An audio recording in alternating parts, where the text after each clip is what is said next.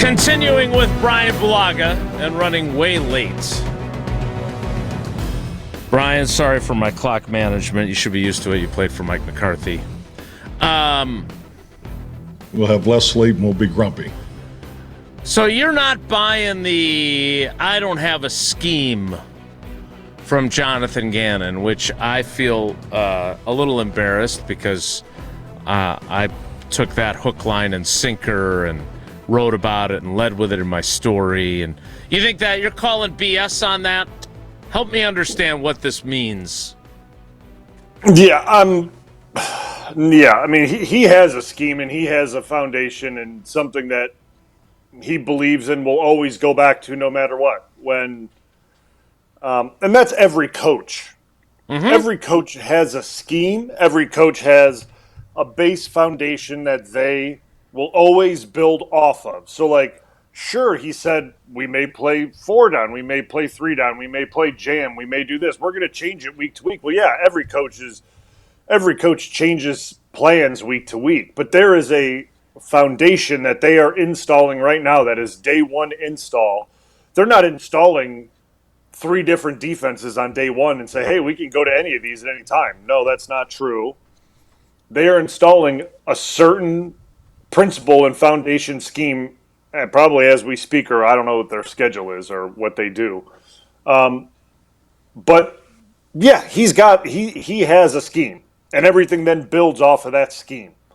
And how they get into different packages based on personnel and things like that, and situational football. But no, there's definitely a base defense and principles that he has built, that he believes in, and that he will rely on when he thinks like he has to have it or something like that. So there's no doubt about that.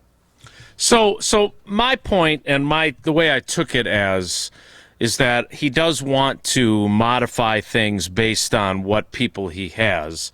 But I feel like that is more common now than it was even when you were playing, right? Mm-hmm. Like, and I used, when I was talking to Homer last night as an example, was Josh Jacobs. Like Matt LaFleur, he did alter what he did in the running game. We could disagree with him for doing it, but like he had a player that preferred a duo blocking scheme and likes to run out of the shotgun, and so he did adjust to it. Do you think coaches adjust more to their personnel than they did when you got into the league and you were playing with old boy? Yeah, I mean they didn't. They didn't adjust to anyone coming in. When I got you had to fit what they were doing. Like you need to get in line and fit what we're teaching, and you need to figure it out. I think there's a little more adjusting nowadays to your personnel and the players that you have, and trying to accommodate their best traits, which I understand where Gannon kind of is coming from. It's his first year here, bringing his principles. He has to see the players that are here and understand what they do well and what they may not do well. And then you kind of formulate, I guess, your plan off of that. But, like, he's not going to teach his foundational principles different because this guy or this guy's here. Like, he's going to teach outside linebackers or defensive ends or whatever. You have to set edges. You have to do this. You have to do that. If they're playing a 3 down, 4 techs, you have to punch and press and control the guard or the tackle based on the scheme and read and react and things like that. Like, that's not changing. Like, he's not going to change those things just because, hey, this guy prefers to just jet up the field. Well, guess what? You're not just jetting up the field anymore. That's not what you get to do in this scheme. Now, maybe if we're a nickel and it's 3rd and long, yeah, then you can do that. I'm fine with that, but not when we're doing this. So, like, there is adjustment to personnel based on, what scheme he is deploying maybe on that series or that down and distance, certain down or whatever it may be. But, like, you can only adjust a scheme so much to fit personnel, because what if you adjust it to that guy, but then the guy next to him, he does this really well. Then you got 2 different guys doing different things that don't mix and gel with each other. Like, you can't do that. That throws off defense. Like, defense, like I understand people think it's like go sack the quarterback, but like it is all about gap control, guys making sure that they're taking care of their job based on what defense you're running, A gap, B gap, edge control. Linebackers are filling downhill, scraping over the top. One's filling, one's scrape. Like there's a like if one guy gets out of position on defense, offenses are going to cut you open. They're going to cut you out of gaps, and they're going to exploit that. And then they're going to bait you into overplaying that, and then they're going to do the opposite. So, like, to say that he's going to just come in here and change everything that he does because this player likes to do that, I don't think so. I think the one player that he will adjust things for when he returns is Micah. Yes, and that was what I was talking about with Homer the most is we're not going to see what Gannon's true philosophy for this defense is until Micah returns. When Micah returns, you will see how Gannon is going to run this defense fully because now he has his favorite chess piece that he can put wherever he wants, and everyone else then has to adjust to that. But I think for the first, I don't know how long Micah will be out. I hope it's not long, but we'll just assume the first 4 weeks of the season, you're going to see, I think, a pretty, I don't want to say vanilla, but I think you're going to see a lot of structured-based defensive looks that are protective of the secondary and of the run game and certain things. And then when Micah comes back, I think it's going to open up tremendously because then you have your guy that can create issues everywhere he goes. He can line up over the center, over the guards, over the tackle, at linebacker if you want him to.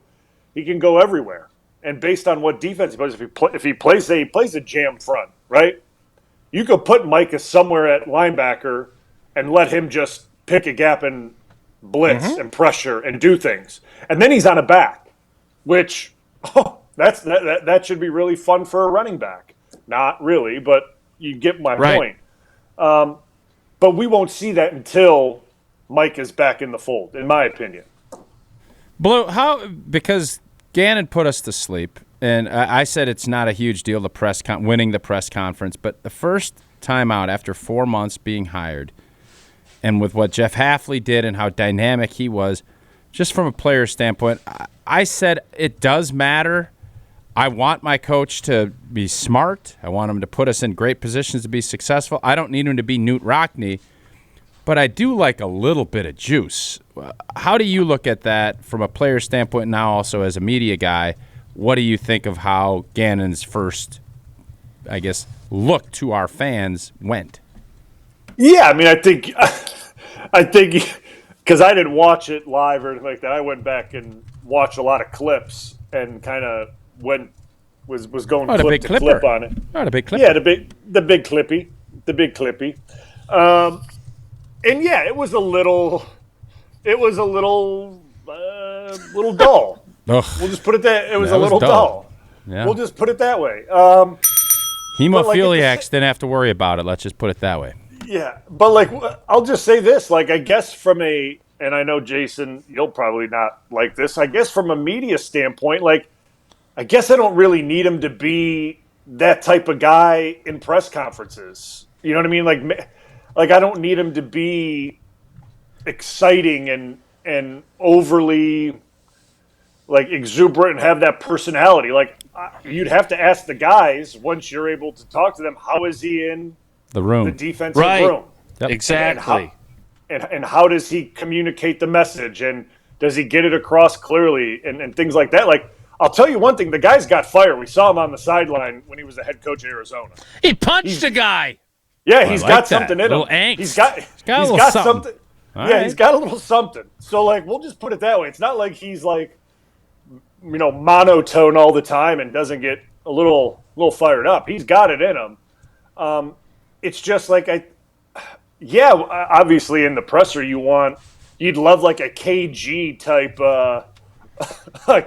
type personality to come up there and talk to you about defense and cobra striking and snot bubbling guys and things like that. That would be great. That people would eat that up. That's fantastic. But it's all about how he interacts with guys in the rooms and how he's able to deliver his message and how it comes across to the guys sitting in the seats, right? Like, and to me, you'd have to ask them. And And then at the end of the day, it's I could care less if he talks like, win Ben Stein's money. I could care less if he talks like that. If that defense goes out there, Bueller. yeah, Bueller. exactly. If he goes out there and that defense performs great, don't care. Could care less. Could care less if he is boring or dull or doesn't give any information or says, I'm going to play 10 different defenses this week or I'm going to bring 50 different pressures or I don't care. They go out there and they perform well, whatever. Could care less. Doesn't mean anything at that point. Right. I look forward to talking to the players because I am curious what he is like with them because he was definitely dull with us. Bryan, sorry for my mismanagement of the clock. We appreciate you, buddy. We'll talk to you next week. I'll talk to you tomorrow on the Homer Hour. All right, guys. Take it easy. That is Bryan Bulaga.